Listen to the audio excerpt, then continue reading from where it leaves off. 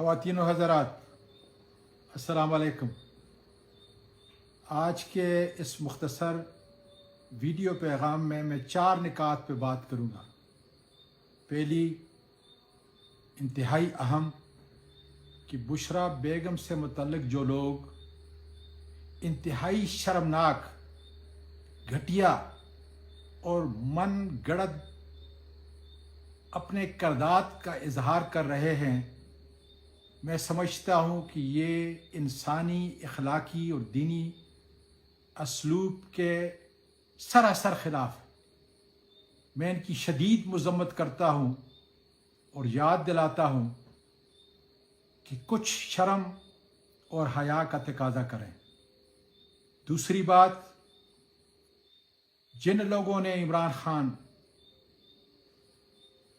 को जेल में डाला हुआ है, उनका मतमए नज़र क्या है कि इस मुल्क को उन्होंने अमली तौर पर ग़ुलाम बना दिया है, हमारे एसाब पर सवार हो चुके हैं, हमारी सोच को बदलना चाहते हैं।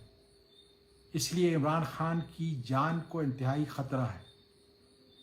और मैं वकला बरादरी से कहता हूँ कि अगर आपका ये ख्याल है कि जस्टिस आमर फारूक इंसाफ और अदल के मुताबिक, आपकी तवक्कुआत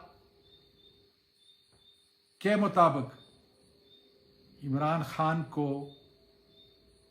कानून और इंसाफ की अलमबरदारी के लिए रिहा कर देंगे, जेल में उनको सहूलतें दे देंगे, या उनका खाना जो है ख़तरे से खाली होगा, तो ये आपकी भूल है।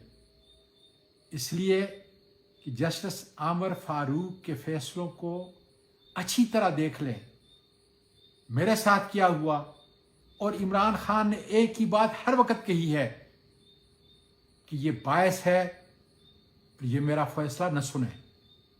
तीसरी बात, 14 अगस्त के हवाले से, ये मेरा और आपका मुल्क है, ग़ुलामी की जंजीरों को हम तोड़ेंगे और इंशाअल्लाह ताला अपने मुल्क की सरबुलंदी के लिए हम 14 अगस्त शाना शान तरीके से मनाएंगे।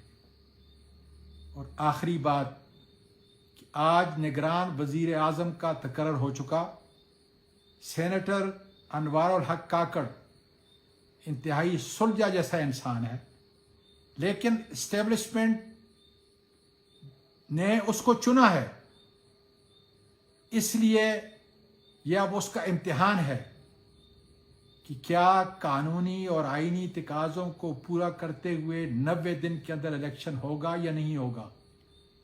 पाकिस्तान पाइंदाबाद।